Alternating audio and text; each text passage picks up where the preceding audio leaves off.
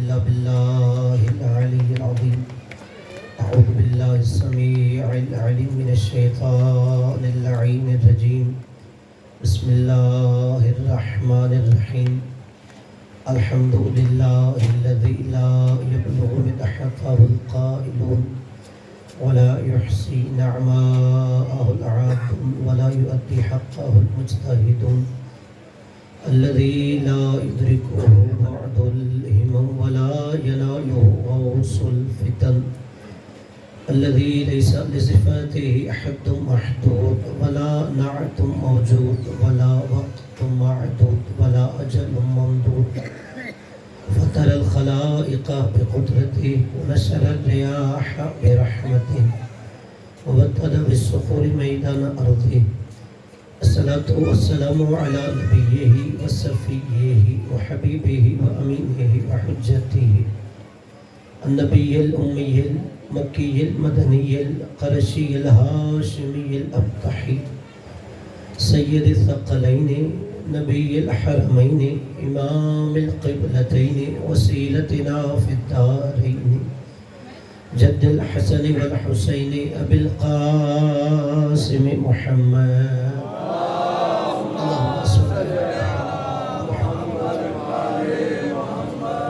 وعلى آله الذين أذهب الله عنهم الرجس وطهرهم تطهيرا.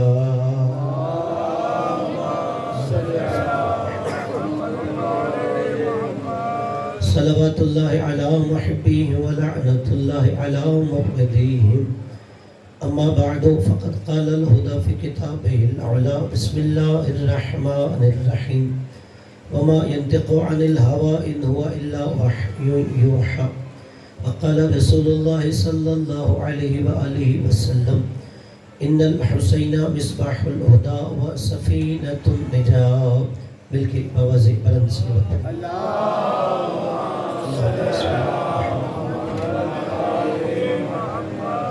نعرہ تکبیر. مل کر پنجتن کے خالی کلام بر بلندی سے بلند ہے. پیچھے والے بھی نعرے کا جواب دیجئے. نعرہ تکبیر، نعرہ رسالت. یہ نعرہ مسلمان کی پہچان نعرہ ہے. ہم سب یہاں اس گلی میں اپنی توحید و رسالت اور امامت کی گواہی دے. بلند آواز سے نعرہ رسالت، نعرہ حیدری. رسول کی حدیث ہے حضرت علی علیہ السلام کی محبت ایمان کی نشانی ہوتی ہے. سب مل کے اپنے ایمان کا اعلان کیجئے. نعرہ حیدری، حسینیت. یہ نعرہ مولا حسین کی فتح کا اعلان ہے. سب مل کے مولا حسین کی فتح کا اعلان کیجئے. حسینیت، حسینیت، یزیدیت. یہ نعرہ یزید کی شکست کا اعلان ہوتا ہے. مل کے یزیدیت، مل کے خاندان تطہیر پہ بلند تر صلوات پڑھیے.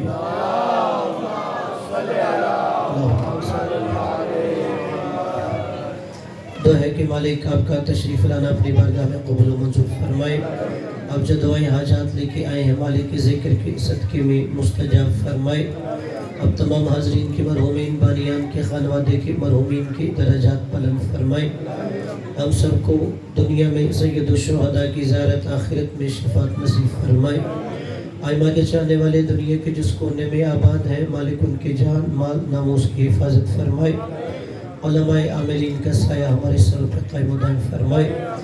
کتنی ایسی دعا انسان کے دلوں میں ہوتی ہیں زبان پہ نہیں لا سکتا. مالک ذکر کے صدقے میں بانیان اب تمام حاضرین کی ایسی دعاؤں کو مستجاب فرمائے. ہمارے وقت کے امام کو ہم سے راضی فرمائے. ہماری سب سے بڑی دعا امین ضرور کیجیے گا. مالک حجت دورہ بقیت اللہ منتقم وارث خون حسین امام زمانہ کے ظہور میں تاجیل فرمائے. ہمیں ان کے اوان و انصار میں محشور فرمائے.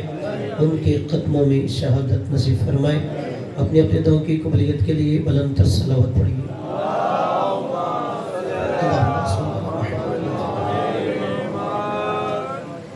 عزیزان گرامی، صاحبان عزی وقار، برادران اسلام، محبان اہل بیت علیہ السلام، عاشقان حسین ابن علی علیہ السلام، یہ جو ہم صفِ ادائے حسین بچھاتے ہیں یہ در حقیقت اس واقعہ کی یاد میں کہ جو محرم 61 ہجری میں سرزمین کربلا میں رونما ہوا تھا. کہ جس میں ایک طرف حسین تھے دوسری طرف یزید تھا، بلکہ اگر جملہ آسان کر دوں، ایک طرف حسینیت تھی دوسری طرف یزیدیت تھی۔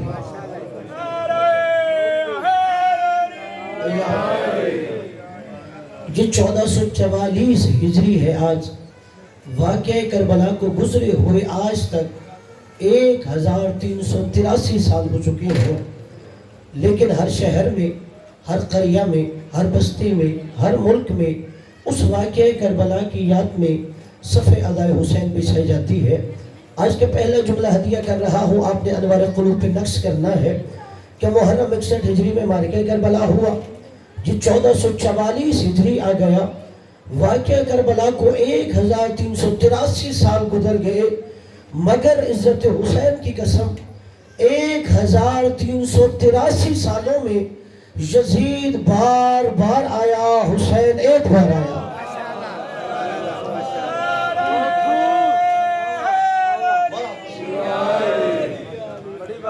یزید بار بار آیا، حسین ایک بار آیا۔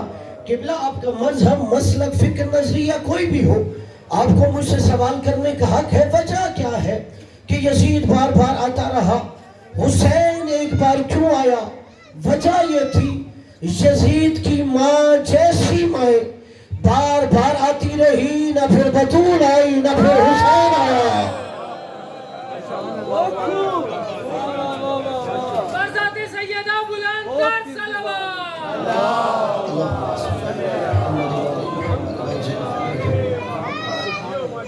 اگر ماں بطول ہو تو بیٹا حسین ہوتا ہے۔ میں اور جملے تبدیل کر دیتا ہوں تاکہ سارے شریک سفر ہو جائے میرے ساتھ۔ اگر ماں جنت کی سردار ہو تو بیٹے جنت کے سردار ہوتے ہیں۔ اگر ماں جنت کی سردار ہو تو بیٹے جنت کے سردار ہوتے ہیں۔ اور پھر یہ جو ذکر حسین ہوتا ہے، یہ صرف رسم نہیں ہوتی، یہ سنت رسول ہوتا ہے کہ یہ جو ہر جگہ پہ صف ادائے حسین 1383 سال سے ہو رہی ہے، یہ ہم سنت رسول سمجھ کے کرتے ہیں۔ اور میں اشارہ کر دیتا ہوں، داتا گنج بخش صاحب نے اپنی کتاب کشف المحجوب میں اس طرف اشارہ کیا ہے۔ وہ کہتے ہیں کہ مدینہ شہر تھا، نبی نے حسین کو شانوں پہ اٹھایا اور حسین کو شانوں پہ اٹھا کے مدینے کی گلی میں گئے، سامنے صحابہ کرام تھے رضوان اللہ تعالی علیہم۔ نبی نے صحابہ کو مخاطب کر کے کہا، ایھا الناس ھذا حسین فاعرفوا، لوگوں یہ حسین ہے، اسے پہچان لو۔ نبی حسین کو شانوں پہ اٹھا کے مدینے کی دوسری گلی میں گئے، سامنے مسلمان کلمہ پڑھنے والے، نبی نے فرمایا ایھا الناس ھذا حسین فاعرفوا، لوگوں یہ حسین ہے، اسے پہچان لو۔ کہتے ہیں نبی حسین کو شانوں پہ اٹھا کے مدینے کے چوراہے پہ آ گئے، سامنے کلمہ پڑھنے والے، وہی جملہ، لوگوں یہ حسین ہے، اسے پہچان لو۔ اگر میں یہاں نبی سے عرض کروں، یا رسول اللہ یہ کیا طریقہ، کبھی ایک گلی، کبھی دوسری گلی، کبھی تیسری گلی، کبھی مدینے کا چوک، آپ حسین حسین کر رہے ہیں۔ اگر حسین حسین کرنا ہے تو مسجد کی چار دیواری میں کریں۔ جو گلی میں ذکر حسین سن رہا ہے اور ذہن بیدار ہے، جملہ نقش کیجئے گا، یہی جملہ میں رسول سے کہتا ہوں، یا رسول اللہ یہ کیا طریقہ ہے، کبھی ایک گلی، کبھی دوسری گلی، کبھی تیسری گلی، کبھی شوق ہے، حسین حسین کر رہے ہیں۔ اگر حسین سے پیار ہے تو در زہرا پہ حسین پہچنوائیے۔ عجب نہیں کہ سید الانبیاء فرمائے، میں جو کہوں وہ سنت ہوتا ہے، جو میں کروں وہ بھی سنت ہوتا ہے، جو میرے سامنے کیا جائے میں خاموش رہ کے تائید کروں وہ بھی سنت ہوتا ہے۔ نبی فرمائیں گے میں گلیوں چوراہوں پر حسین حسین کر کے اپنی امت کو سمجھا رہا ہوں، گلیوں چوراہوں پر حسین حسین کرنا بدعت نہیں، سنت رسول ہوتا ہے۔ لبیک یا حسین، لبیک یا حسین، لبیک یا حسین، لبیک یا حسین،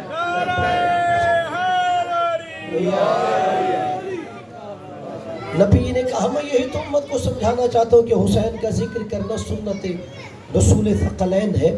اور وہی جو میں نے آیت پڑھی ہے کہ نبی اپنی وحی کے بغیر کلام بھی نہیں کرتے، نبی نے آب وحی سے دھلی ہوئی زبان سے جو مولا حسین کا تعارف کروایا کہ ان الحسین مصباح الہدی، ہدایت کے چراغ کو حسین کہتے ہیں، وسفینۃ النجات، نجات کی کشتی کو حسین کہتے ہیں۔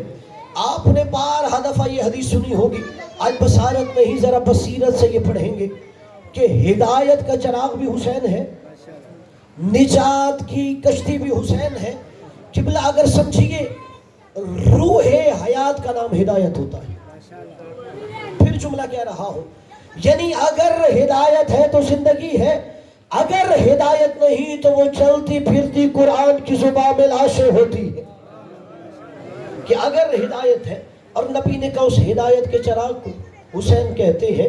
میں عرض کروں گا یا رسول اللہ، آپ نے مولا حسین کو جو تشبیہ دی ہے روشنی کا چھوٹا سا استعارہ ہے، آپ نے کہا حسین ہدایت کا چراغ ہے، آپ میرے مولا کو کسی بڑے روشنی کے استعارے سے تشبیہ دیتے، آپ یہ کہتے ان الحسین شمس الہدی، حسین ہدایت کا آفتاب ہے۔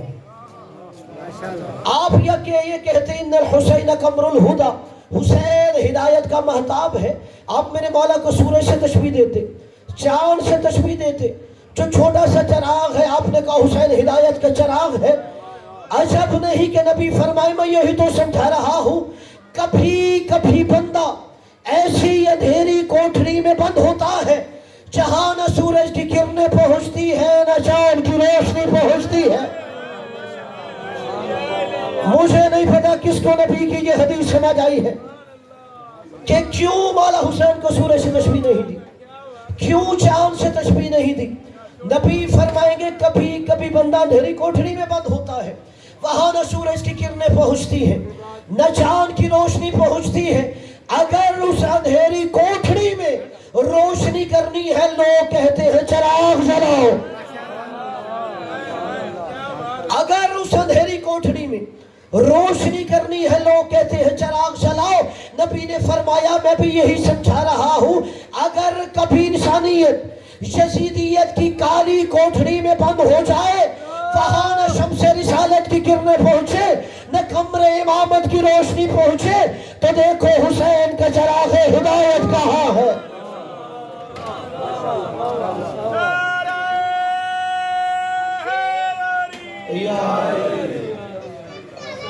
کہ جب انسانیت یزیدیت کی کالی کوٹھری میں بند ہو جائے، اگر اس یزیدیت کی کوٹھری میں روشنی چاہیے تو حسین کا چراغ ہدایت دیکھو۔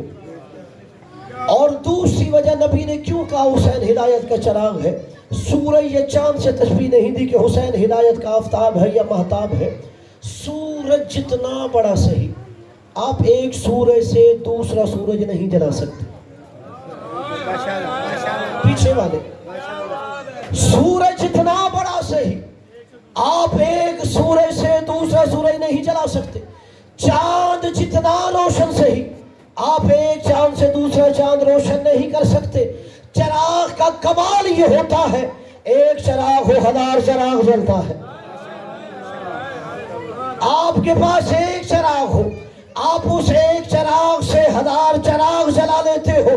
اب نبی نے کہا حسین ہدایت کا چراغ ہے، چراغ سے چراغ جلتا ہے۔ اس کی دلیل کیا ہے؟ جائیے پڑھیے شب عاشور، چراغ جل رہا تھا، ایک ہدایت کا چراغ روشن تھا۔ مولا نے کہا جو حسین کو چھوڑ کے جانا چاہتا ہے چلا جائے، کوئی اٹھ کے نہیں گیا۔ مولا نے کہا تم دیکھ رہے ہوگے جو بھی حسین کو چھوڑ کے جائے گا، لوگ ایک ایک چہرہ پہچان لیں گے کون کون حسین کو چھوڑ کے جا رہا ہے۔ مولا نے چراغ بجھا دیا۔ مولا نے کہا اب تاریکی چھا گئی ہے، جو جانا چاہتا ہے چلا جائے، کوئی پہچانا نہیں جائے گا۔ پہلے چراغ جل رہا تھا، ایک ہدایت کا چراغ روشن تھا۔ اب مولا نے چراغ بجھا کے جو چراغ جلایا تو 72 چراغ جل رہا تھا۔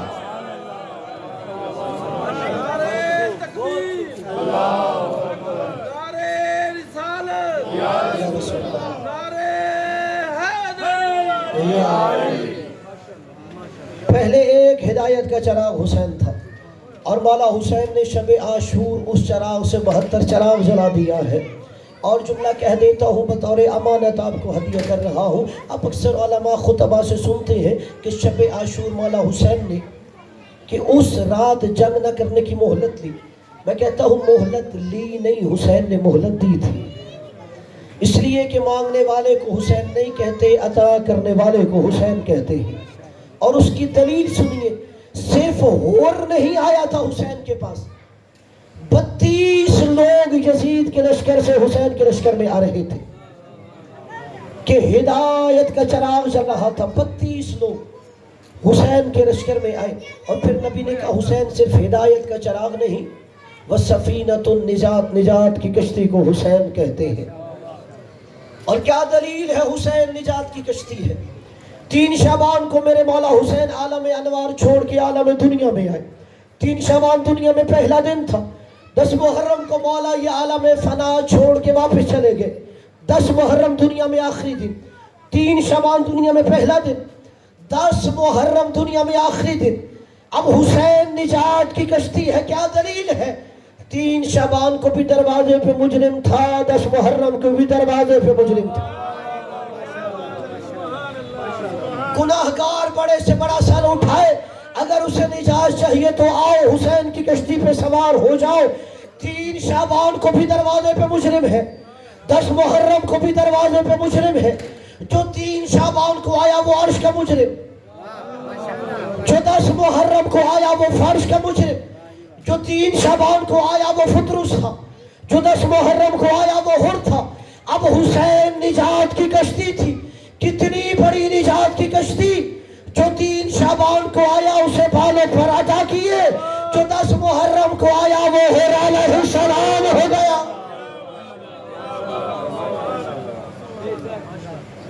اور میں جملہ اپنے نوجوانوں کے لیے آسان کرتا ہوں، جو 3 شعبان کو آیا فطرس، وہ عرش کا مجرم تھا، اسے سزا کہاں سے ہوئی تھی؟ خدا کی عدالت سے۔ اور شریعت میں خدا کی عدالت سے بڑی عدالت ہی نہیں، سب سے بڑی عدالت اس کی ہے۔ اور دیکھیے دنیا کی عدالتوں کا بھی دستور ہوتا ہے، آپ کو ایک عدالت سے سزا ہو، آپ دوسری عدالت چلے جاتے ہیں۔ سیشن کورٹ نے سزا سنائی، آپ نے ہائی کورٹ میں اپیل کر دی، ہائی کورٹ نے سزا سنائی، آپ نے سپریم کورٹ میں اپیل کر دی۔ دنیا کی سب سے بڑی عدالت سپریم کورٹ ہوتی ہے، مگر دنیا کا قانون آپ کو حق دیتا ہے، اگر سپریم کورٹ بھی سزا سنائے آپ رحم کی اپیل صدر کے آگے کر سکتے ہیں۔ سب سے بڑی عدالت نے سزا سنائی دنیا کی، تو دنیا کا قانون حق دیتا ہے رحم کی اپیل صدر کے آگے کرو۔ فطرس کو سب سے بڑی عدالت سے سزا ہوئی، اس نے رحم کی اپیل حسین کے آگے کر دی۔ جسے جملہ سمجھ آیا اسے میں داد دیتا ہوں، اور جسے سمجھ نہیں آیا اسے بند گلی میں نہیں چھوڑوں گا۔ اسے بھی سب سے بڑی عدالت سے سزا کے بعد بتا رہا ہوں رحم کی اپیل کہاں کی جاتی ہے۔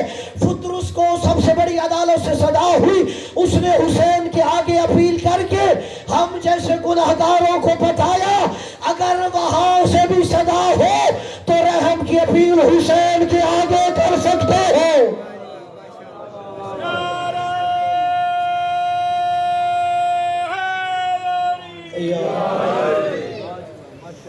فطرس نے کہا اگر تمہیں وہاں سے بھی سزا ہو جائے، تم گناہگار ہو، حسین کے آگے رحم کی اپیل کر دو۔ عرش کے مجرم نے بھی حسین کے آگے رحم کی اپیل کی، فرش کے مجرم نے بھی حسین کے آگے رحم کی اپیل کی، اور میرے مولا نے دونوں کو باعزت بری کر کے بتایا، جو عرش پر بھی حکومت کرے فرش پر بھی حکومت کرے اسے حسین کہتے ہیں۔ کہ حسین ابن علی کسے کہتے ہیں؟ اور قبلہ در حقیقت اگر بندہ صرف ان رشتوں میں الجھ جائے کہ نبی نانا ہے، حسین نواسا ہے، کبھی حسین سمجھ نہیں آئے گا۔ اگر آپ صرف رشتوں میں الجھ جائیں گے، مثلا نبی کا سر سجدے میں تھا، پشت پہ مولا حسین آئے، اگر آپ اس آئینے میں دیکھیں گے کہ نانا سجدے میں تھا نواسا پشت پہ آ گیا تو حسین سمجھ میں نہیں آئے گا۔ اس لیے ہم کہتے ہیں کہ نبوت سجدے میں تھی، پشت پہ امامت کھڑی تھی۔ یہ نبوت سجدے میں تھی، پشت پہ امامت کھڑی تھی۔ اور جملہ آسان کرتا ہوں، جتنے میرے برادران اسلام سن رہے ہیں، حسین جب مسجد میں آئے تھے، حسین کہاں سے آئے تھے؟ کیا مسجد کے مرکزی دروازے سے نہیں؟ ایک صرف ایسا گھر تھا جس کا دروازہ مسجد میں کھلتا تھا، حسین اس دروازے سے آئے تھے۔ اور جائیے تاریخ اسلام پڑھیے، جب مسجد نبوی تعمیر ہوئی تو مسجد کے گرد مسلمانوں نے گھر بنائے. بالآخر ایک دن اللہ کی وحی آئی. صحابی رسول جناب ابن عباس سے روایت کرتے ہیں امرنا رسول اللہ بسد ابواب المسجد الا باب علی. نبی نے کہا مسجد میں کھلنے والا ہر دروازہ بند کر دو سوائے علی کے دروازے کے. ہر دروازہ بند کر دو سوائے علی کے دروازے کے. سیاہ ستہ کی بعض کتابوں کے اندر بھی یہ حدیث موجود ہے. مسلمانوں نے کہا یا رسول اللہ یہ تو انصاف نہ ہوا, ہمارا دروازہ بند ہو گیا, علی کا دروازہ کھلا رکھا. نبی نے فرمایا مجھ سے جھگڑا نہ کرو, اگر جھگڑا کرنا ہے تو اس سے کرو جو تمہارا دروازہ بند کر رہا ہے. اور علی کا دروازہ کھلا رکھا. کہ یا رسول اللہ وہ کون ہے جو ہمارے دروازے بند کر رہا ہے؟ علی کا دروازہ کھلا رکھا. نبی نے کہا اللہ نے تمہارا دروازہ بند کیا ہے اور علی کا دروازہ کھلا رکھا ہے.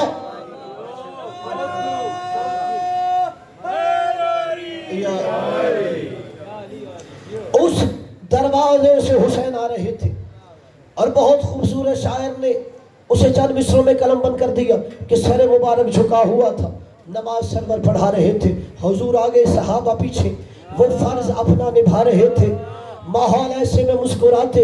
حسین گھر سے جو آ رہے تھے, حسین پشت نبی پہ بیٹھے زمانے بھر کو بتا رہے تھے. کیا بتا رہے تھے؟ کہ یہ نانا ہے میں نواسا ہوں نہیں. حسین پشت نبی پہ بیٹھے زمانے بھر کو بتا رہے تھے ملے گی جنت, پیے گا کوثر, اسی کو محشر میں چین ہوگا, نماز اس کی قبول ہوگی جس کے دل میں حسین ہوگا. لبیک یا حسین, لبیک یا حسین, لبیک یا حسین, نعرہ حیدری یا علی. ملے گی جنت, پیے گا کوثر, اسی کو محشر میں چین ہوگا, نماز اس کی قبول ہوگی جس کے دل میں حسین ہوگا. اور بس اوقات بندہ پریشان ہو جاتا ہے یہ روایت پڑھ کے کہ اب ہم کیا کہیں, حسین افضل ہے یا نماز افضل ہے؟ قبلہ میں کہتا ہوں تقابل اس میں کیا جاتا ہے جو آپس میں کوئی مخالف ہو. جیسے دن اور رات کا تقابل کرتے ہو, نور اور ظلمت کا تقابل کرتے ہو, قبلہ دونوں میں فرق ہی نہیں ہے. مدینے میں نماز بتا رہی تھی حسین کیا ہے, کربلا میں حسین بتا رہا تھا نماز کیا ہے. اگر اور جملہ آسان کر دوں اپنے جیسے گناہگاروں کے لیے, میں یہ سمجھتا ہوں اگر کہ میرے دل میں حسین ہے تو نماز کی ضرورت نہیں. نبی پہلے بھی نماز پڑھتے تھے, نبی آج بھی نماز پڑھ رہے تھے, مگر فرق ہے پہلے نبی 3 دفعہ سبحان ربی الاعلی و بحمدہ کہتے تھے, آج پشت پہ حسین آ گیا 3 سے 7 دفعہ, 7 سے 9 دفعہ, 9 سے 11 دفعہ, 11 سے 21 دفعہ, 70 دفعہ کہا سبحان ربی الاعلی و بحمدہ. یعنی جب دل میں حسین نہیں تھا, فکر میں حسین نہیں تھا, پشت پہ حسین نہیں تھا, تخیل میں حسین نہیں تھا, 3 دفعہ سبحان ربی الاعلی و بحمدہ کہا, نبی سجدے سے سر اٹھا لیتے تھے. آج ذہن میں حسین ہے, پشت پہ حسین ہے, تخیل میں حسین ہے. نبی نے سجدے کو طول دے کے ہم جیسے گناہگاروں کو بتایا جب دل میں حسین ہو, فکر میں حسین ہو, تخیل میں حسین ہو, پھر سجدے چھوڑے نہیں جاتے, پھر سجدے لمبے ہو جاتے ہیں.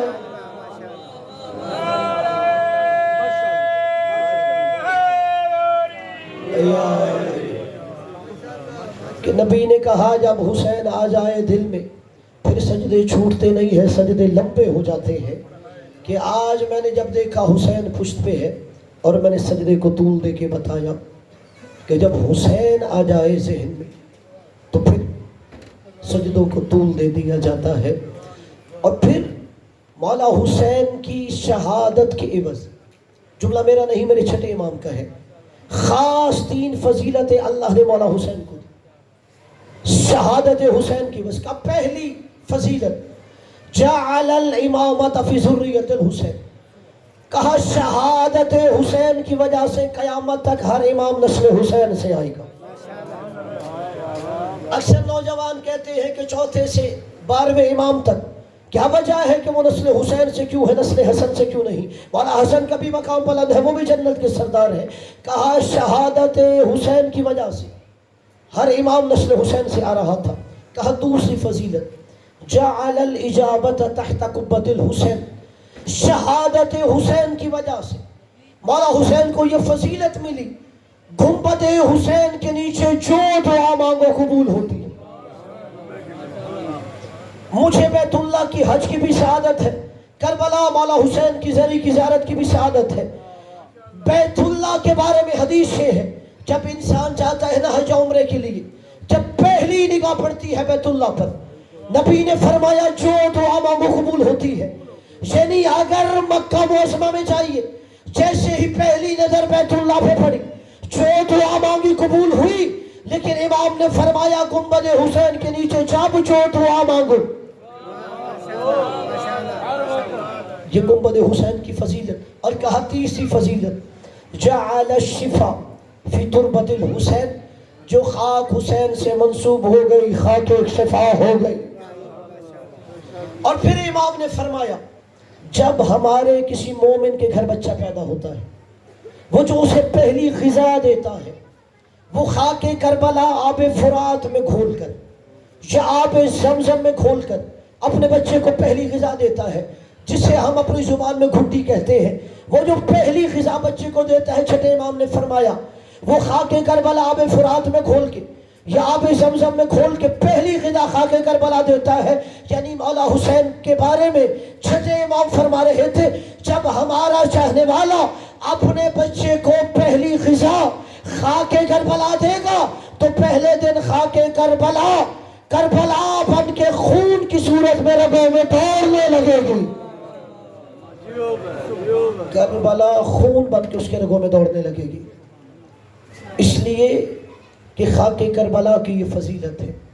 باقی ہر امام کی مرکت کی خاک کھانا حرام ہوتی ہے سوائے مولا حسین کی مرکت کی، اور یہی وجہ ہے حسین ایسا کریم ہے، اب کہیں بھی چلے جائیں وہاں پہ امیر کھلا رہا ہوتا ہے، غریب کھا رہا ہوتا ہے۔ صرف ایک مولا حسین کا کربلا ہے جہاں پہ غریب کھلا رہا ہوتا ہے، امیر کھا رہا ہوتا ہے۔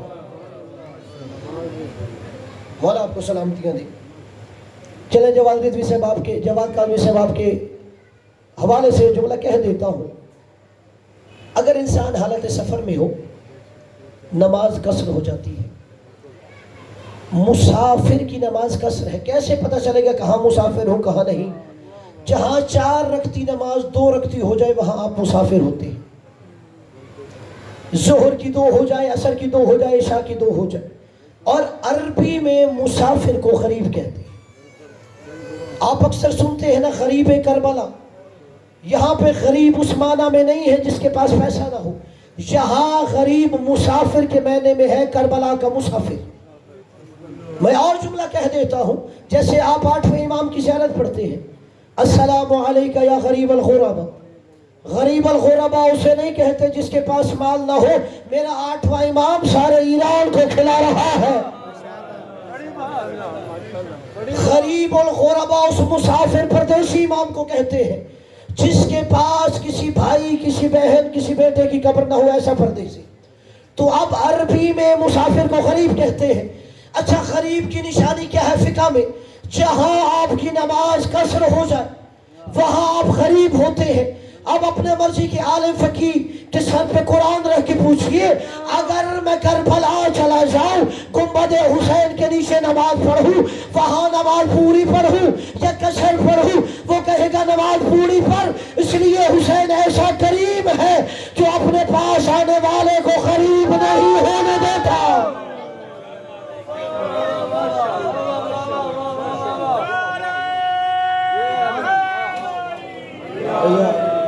مولا ایسے کریم ہے، مولا حسین اپنے پاس آنے والے کو غریب نہیں ہونے دیتے۔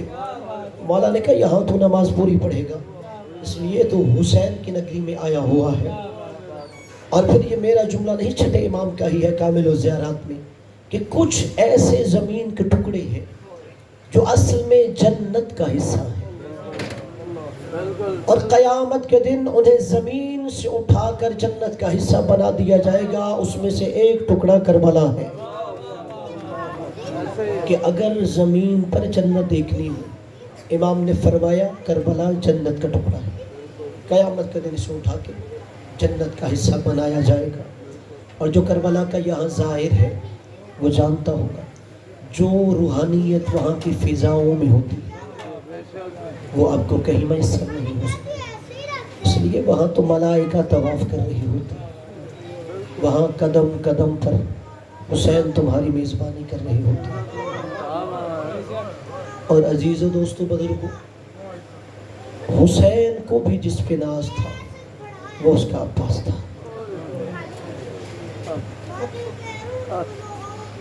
اگر 6 مصروں میں مولا عباس کا تمہیں مقام سمجھا دوں، کہتے ہیں بابا کی شجاعت کا ہنر ہوتی ہے عباس، زہرا کی دعاؤں کا اثر ہوتی ہے عباس، بکھرے ہوئے سادات کا گھر ہوتے ہیں عباس، حیدر سا نہیں کوئی مگر ہوتے ہیں عباس، مشکل میں کوئی پوچھے کدھر ہوتی ہے عباس۔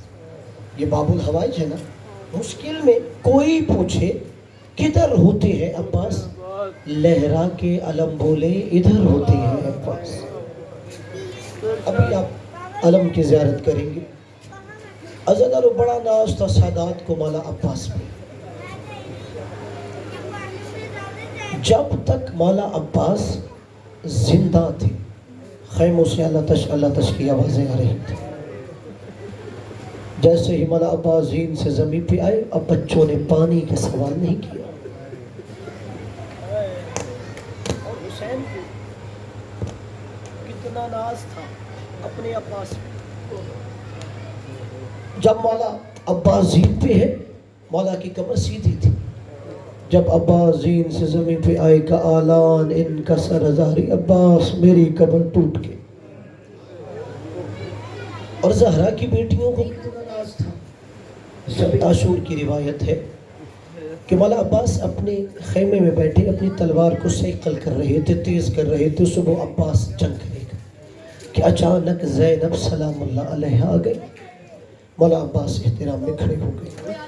جناب زینب نے کہا عباس تو میرا چھوٹا بھائی ہے، میرے احترام میں کھڑا نہ ہوا کر۔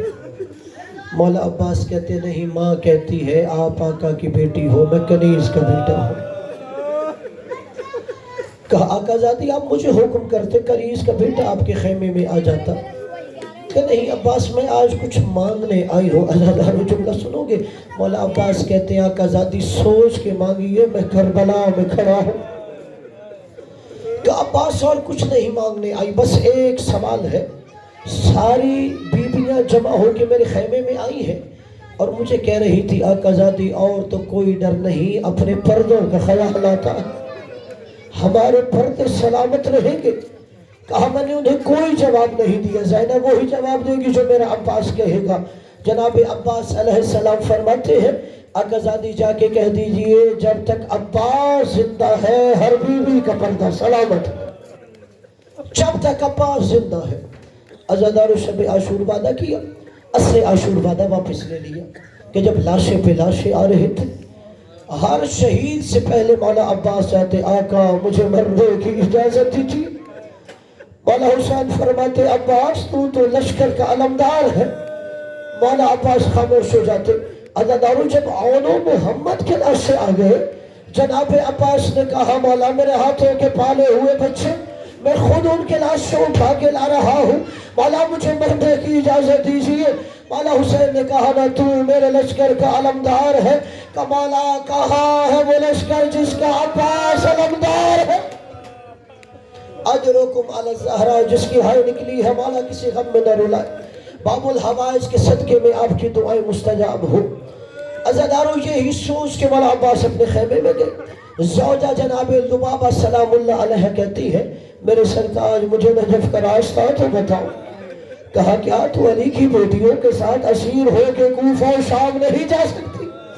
کہا میں بھی جا سکتی ہوں، صرف اس لیے پوچھ رہی ہوں کہ میں جا کے نجف میں علی کو بتاؤں ذرا کربلا میں دیکھو تیری بیٹیاں کتنی غریب ہو گئی۔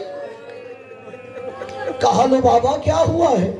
کہ صبحوں سے حسین کی سکینہ سلام اللہ علیہ ہر خیمے میں ایک دفعہ گئی ہے، میرے خیمے میں 9 دفعہ آئی ہے اور کہتی ہے چچا عباس کہو ایک گھونٹ پانی لا دے ورنہ اصغر پیاسا مر جائے گا۔ اجرکم علی الزہرا، کہا چچا عباس کو ایک گھونٹ پانی لائے ورنہ میرا اصغر پیاسا مر جائے گا۔ عزادارو ابھی یہ باتیں ہو رہی تھی کہ حسین علیہ السلام کی 4 سال کی بیٹی آ گئی۔ سکینہ سلام اللہ علیہ نے کہا چچا عباس ایک گھونٹ پانی لے آؤ ورنہ میرا بھائی پیاسا مر جائے گا۔ مولا عباس علیہ السلام نے فرمایا اپنے بابا سے اجازت لے دو، میں پانی لانے کے لیے تیار ہوں۔ عزادارو علماء بیان کرتے ہیں جناب سکینہ سلام اللہ علیہ نے فرمایا چچا میں اپنے ہاتھ سے مشک پہناتی ہوں، مجھے یقین ہے جو مشک میں نے پہنائی میرا بابا نہیں اتارے گا۔ عزادارو مولا عباس دراز کرتے، مولا عباس مشک پہنوانے کے لیے جھکے، جھکتے اتنا جھکے 4 سال کی سیداتی کے قدموں پہ ہاتھ آ گئے۔ عزادارو میرا دل کہتا ہے جناب زہرا نے فرمایا ہوگا عباس تو نے وفا کی انتہا کر دی، میری 4 سال کی بیٹی کے قدموں پہ ہاتھ آ گیا، تجھ سے زہرا وعدہ کرتی ہے یہ ہاتھ قیامت تک بلند رہے گا۔ اجرکم علی الزہرا، مولا آپ کو کسی غم میں نہ رلا ہے، تینوں وفا کی انتہا کر دی، 4 سال کی سیداتی کے قدموں پہ ہاتھ رکھ دیا۔ عزادارو اس حالت میں جناب سکینہ سلام اللہ علیہ مولا عباس کو مولا حسین علیہ السلام کی بارگاہ میں لے کے گئی۔ امام حسین علیہ السلام نے دیکھا، سمجھ گئے کہ سکینہ سفارش لے کے آ رہی ہے۔ کہا سکینہ کیوں آئی ہو؟ کہا میرا اصغر پیاسا ہے، میرا اصغر مر جائے گا اگر ایک گھونٹ پانی نہ ملا۔ میرا دل کہتا ہے مولا نے فرمایا ہوگا سکینہ اصغر تیرا بھائی ہے، عباس میرا بھائی ہے، تیرا 6 ماہ کا ہے، میرا 32 سال کا ہے۔ سکینہ ایسا نہ ہو تیرا اصغر بھی نہ رہے میرا عباس بھی نہ رہے، ایسے نہ ہو شام غریبہ یہی چچا عباس یاد آئے جب تجھے تازیانے لگ رہے ہو، تیرا کرتا جل رہا ہو۔ مولا حسین نے کہا ٹھیک ہے عباس اجازت ہے، فرات کے کنارے سے پانی لا سکتے ہو۔ عزادارو روایت کے جملے ہیں مولا عباس علیہ السلام چند قدم چلے، مولا حسین نے کہا عباس کہاں جا رہے ہو؟ کہا مولا ابھی تو آپ نے اجازت دی ہے پانی لے کے آؤ۔ کہ عباس ایسے نہیں، اس زینب سے بھی اجازت لے جو تیرے سہارے کربلا تک آ گئی۔ عزادارو جو پرسہ دینے آیا ہے اب اس کے لیے یہ روایت خاص طور پہ پڑھنے لگا ہوں۔ اب سوچئے 55 سال کی بوڑھی بہن ہو، 32 سال کا کڑیل جوان بھائی ہو، بہن وہ ہو جس نے ماں بن کے پالا ہو، بھائی وہ ہو جو بیٹا بن کے پلتا رہا ہو، آج وہ مرنے کی اجازت مانگنے آیا ہو۔ مولا عباس علیہ السلام آئے میری آقا زادی کے خیمے میں، سر جھکا کے کھڑے ہو گئے۔ جناب زینب سلام اللہ علیہ نے فرمایا عباس کیوں آئے ہو؟ کہ آقا زادی اجازت دو میں حسین کے بچوں کے لیے پانی لے کے آؤ۔ جناب زینب سلام اللہ علیہ نے کہا اچھا عباس سمجھ گئی، اب تو بھی ہمیں چھوڑ کے جا رہا ہے؟ کہ نہیں آقا زادی پانی لانے کی اجازت دیجیے۔ جناب زینب سلام اللہ علیہ نے فرمایا عباس جہاں نانا کے دین پہ اتنا کچھ قربان کر دیا ہے وہاں زینب تجھے بھی قربان کر دے گی، مگر 2 باتیں سنتے جاؤ۔ کہا عباس کوفہ شہر تھا، میں گھر میں شہزادی بن کے بیٹھی تھی، میرا بابا مسجد سے گھر آیا، بابا مجھے دیکھ کے رونے لگا، میں روتی ہوئی آگے بڑھی، بابا کے قدموں میں بیٹھ گئی۔ میں نے کہا بابا بیٹی کو دیکھ کے کیوں رو رہے ہو؟ کہا زینب کوئی وقت یاد آ گیا ہے۔ میں نے کہا بابا مجھے بھی تو بتاؤ۔ کہا زینب آج شہر میں شہزادی بن کے بیٹھی ہے، ایک دن قیدی کر کے لائی جائے گی، آج جن بازوؤں پہ چادر ہے ایک دن رسیاں باندھی جائے گی۔ زینب مجھ سے وعدہ کرو اس وقت بددعا نہ کرو گی۔ کہا عباس میں نے بابا سے وعدہ کر لیا اور یقین تھا یہ ہو کے رہے گا، مگر زینب سوچا کرتی تھی جس بہن کا ایک بھائی ہو کوئی نظریں اٹھا کے نہیں دیکھتا، میرے جو 18 بھائی ہے میرا عباس ایسا بھائی ہے کس میں ہمت ہوگی وہ زینب کی ردا اتارے، کس میں جرت ہوگی میرے ہاتھوں میں رسیاں باندھے، کیا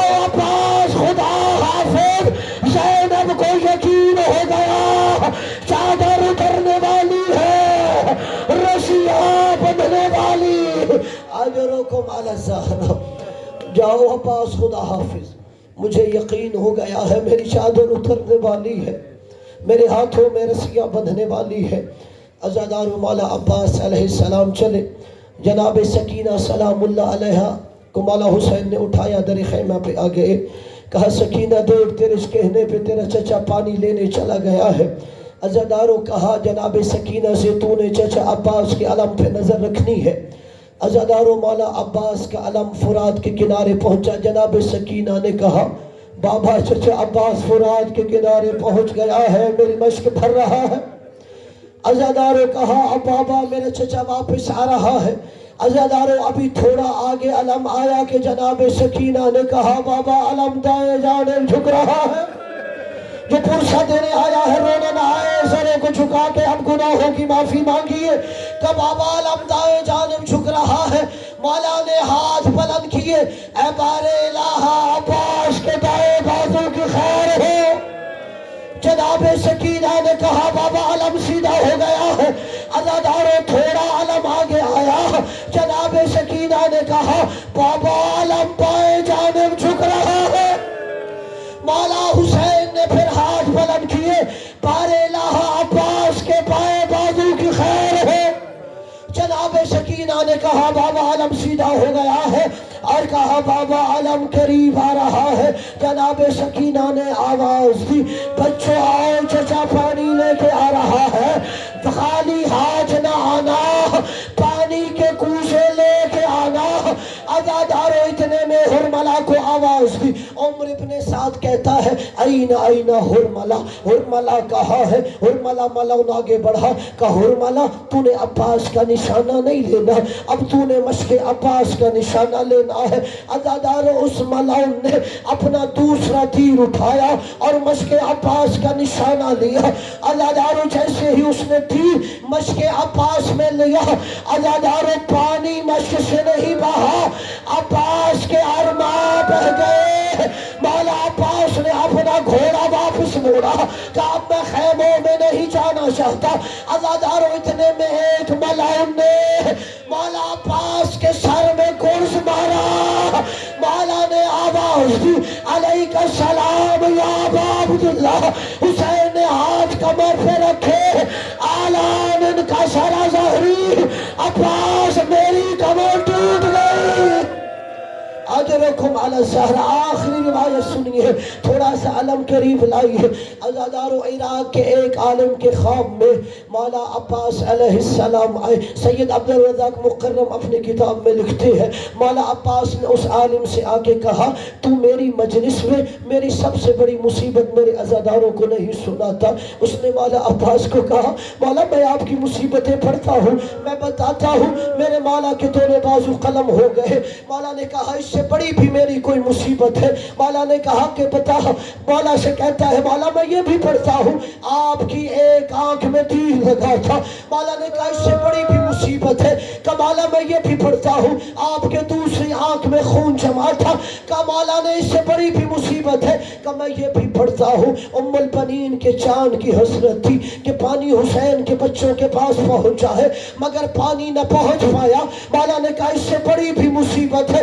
عزاداروں وہ عالم کہتا ہے مولا مجھے بتائیے میں آپ کے عزاداروں کو مولا عباس کی سب سے بڑی مصیبت سنایا کروں۔ عزاداروں مولا عباس نے کہا اب جب تو میرے مسائل پڑھا کر میرے عزاداروں کو بتایا کر، میری سب سے بڑی مصیبت یہ تھی جب بھی کوئی سوار زین سے زمین پہ آتا ہے وہ اپنے ہاتھوں کا سہارا لیتا ہے۔ جب ام البنین کا چار زین سے زمین پہ آیا میرے بازو قلم ہو